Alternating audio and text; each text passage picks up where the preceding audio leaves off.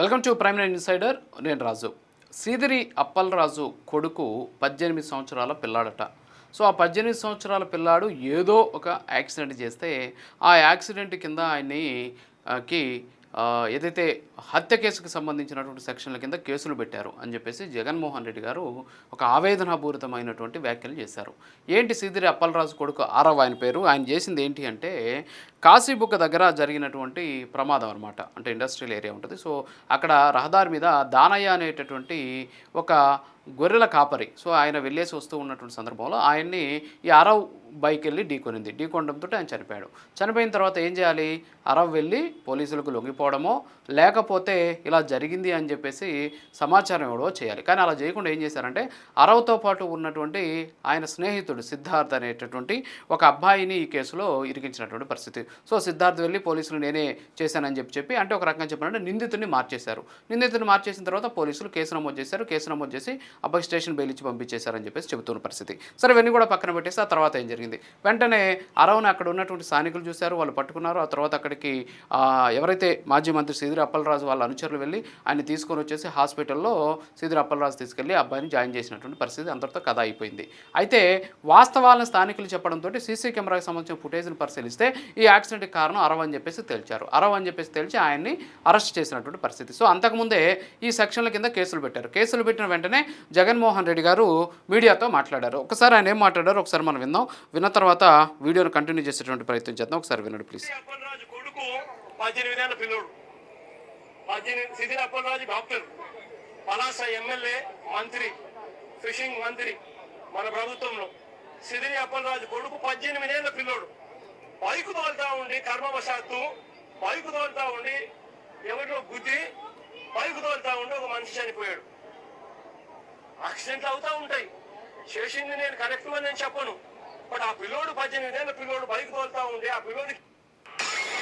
So ఇక్కడ మనం ఇది చూస్తే చాలా స్పష్టంగా తెలుస్తూ ఉంది. ఏంటి అంటే సీదిరి అప్పలరాజు కొడుకు 18 సంవత్సరాలు. మరి 18 సంవత్సరాలకు సంబంధించినటువంటి పిల్లాడు ఈ యాక్సిడెంట్ చేశాడు. యాక్సిడెంట్లు జరుగుతూ ఉంటాయి.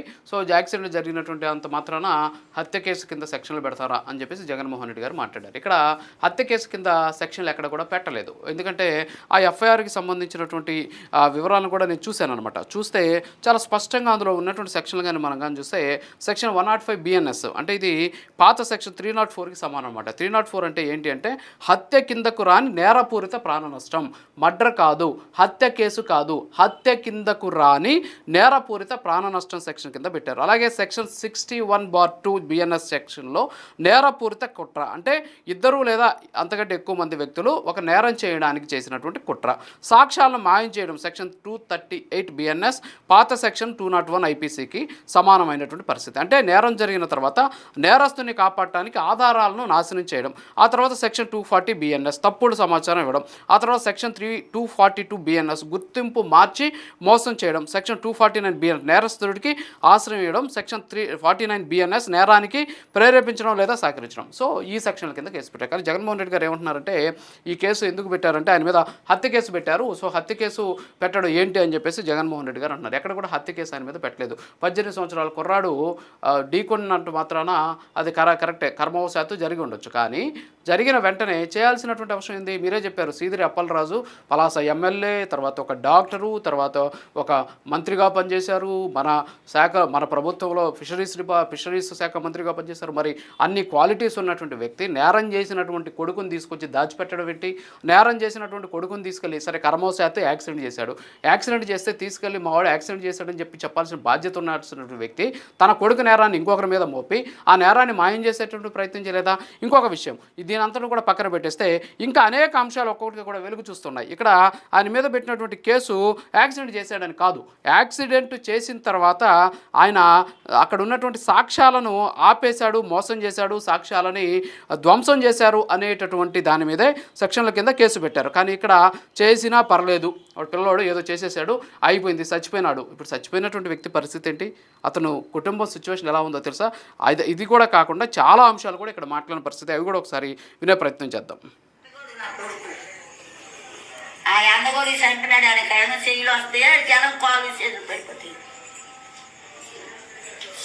నిర్లక్ష్యంతో చేశారు, వదిలేసి వెళ్ళిపోయారు. మరి వెళ్ళిపోయాను. మరి వెళ్ళిపోను రేటు వెళ్ళిపోయాను.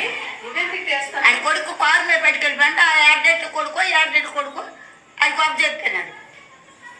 లేదు తర్వాత ₹1,00,000 సాయం చేస్తామని వచ్చారట మీకు. ₹1,00,000 సాయం చేస్తామని వచ్చారు. ₹1,00,000 ఇస్తాము.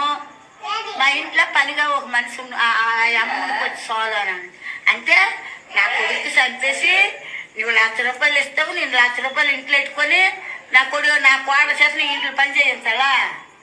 చూడండి ఎంత దారుణం. చూడండి, ఇది దానయ్య తల్లి మాటలన్న మాటలు. అంటే ఇది జరిగిన తర్వాత ₹1,00,000 నేను ఇస్తాను మీ కుటుంబానికి, చనిపోయాడు కదా. సో 1,00,000 కూడా ప్రాణ నష్టానికి కాదు, నేను చేసినటువంటి యాక్సిడెంట్ కాదు, 1,00,000 ఇస్తా, మీ కోడలు మా ఇంట్లో పనికి పంపించు అని చెప్పారంట. అంటే ఎంత మానవత్వం లేనటువంటి మనుషులు అనాలి వీళ్ళని. ఒక యాక్సిడెంట్ చేసి ఆ కుటుంబం పరిస్థితి చాలా దారుణంగా ఉంది వీడియోస్లో చూస్తూ ఉంటే. ఆ కుటుంబం సిచ్యువేషన్ చూస్తుంటే చాలా బాధేస్తుంది. మరి అలాంటి కుటుంబాన్ని ఆదుకోమంటాము, మీరు మా వాడేదో పొరపాటున జరిగింది అని చెప్పేసి ఆ కుటుంబానికి వెళ్ళి వేడుకోవాల్సింది పోయి మీకు 1,00,000 ఇస్తాం, మీరు వచ్చి మా ఇంట్లో పనిచేయండి అంటే మీరు చేసినటువంటి నేరం పక్కన పడేసి మీరు 1,00,000 ఇస్తే ఆమె వచ్చేసి మీ ఇంట్లో పనిచేయాలనా?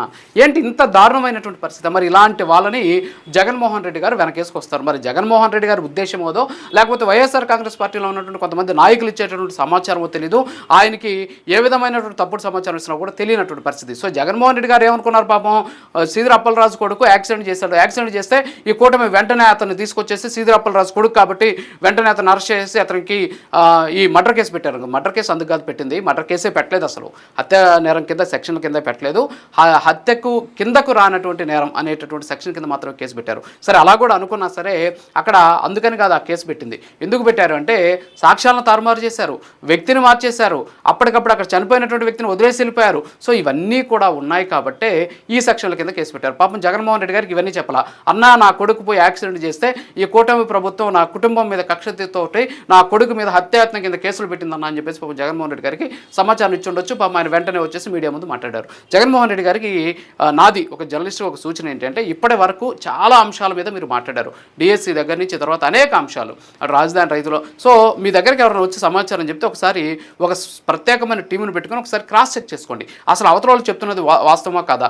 ఎందుకు అంటే మీరు ఒక మాజీ ముఖ్యమంత్రి, అంతేకాకుండా ప్రతిపక్ష నాయకుడు, అంతేకాకుండా క్రెడిబిలిటీ ఉన్నటువంటి లీడర్ మీరు. మరి మీరు బయటకు వచ్చి మాట్లాడేటువంటి సందర్భంలో మీ నోట్లో నుంచి వచ్చే ప్రతి మాట కూడా చాలా స్టాండర్డ్గా ఉండాలి. మరి ఆ స్టాండర్డ్ని వీళ్ళంతా కూడా తొక్కేస్తున్నారేమో అనేటువంటి అనుమానం వ్యక్తమవుతుంది. ఎందుకంటే మీ ఉద్దేశంతో మాట్లాడింది కాదు, అంటే పూర్తి సమాచారం లేదు మీ దగ్గర ఆ వీడియో మాట్లాడేటువంటి సమయానికి. ఎందుకంటే జగన్మోహన్ రెడ్డి గారు కావాలని వెనకేసుకు వస్తున్నారని నేను అనుకోవట్లేదు, ఎందుకంటే ఆయన పేపర్లు పట్టుకొని ఉంటారు కాబట్టి పేపర్లు చదివి చెప్తూ ఉండొచ్చు, ఎవరో రాసి ఉండొచ్చు. సో దయచేసి నాదొక విన్నపం, మీకు ఒకసారి క్రాస్ చెక్ చేసుకోండి. ఎందుకంటే ప్రజల్లోకి వచ్చి మాట్లాడేటువంటి సందర్భంలో మీలాంటి వాళ్ళు ఒక్క మాట పొర్లినా సరే అది సెన్సేషన్ క్రియేట్ చేసేదానికి సిద్ధంగా ఉంటారు కాబట్టి మీరు కూడా ఆ జాగ్రత్తలు తీసుకోండి. అంతేగాని సీదిరి అప్పలరాజు కూడా యాక్సిడెంట్ చేసినంత మాత్రం ఆయన మీద మీరు చెప్పినట్టు హత్యాయత్నం కేసు పెట్టలేదు, మీకు ఎవరో రాంగ్ ఫీడ్బ్యాక్ ఇచ్చారు. సో రాంగ్ ఫీడ్బ్యాక్ 18 సంవత్సరాల పిల్లాడు చంపేస్తే తప్పు కాదు అనేటటువంటి యాంగిల్లో మీకు రాసిచ్చారు, మీరు అది చదివినటువంటి పరిస్థితి. సో కాబట్టి ఇవాళ నుంచి అయినా సరే మీరు దయచేసి మీకు వచ్చేటటువంటి ఈ స్క్రిప్ట్ ఏదైతే ఉందో అది ఒకసారి క్రాస్ చెక్ చేసుకోండి, వాస్తవమా కాదని తెలుసుకొని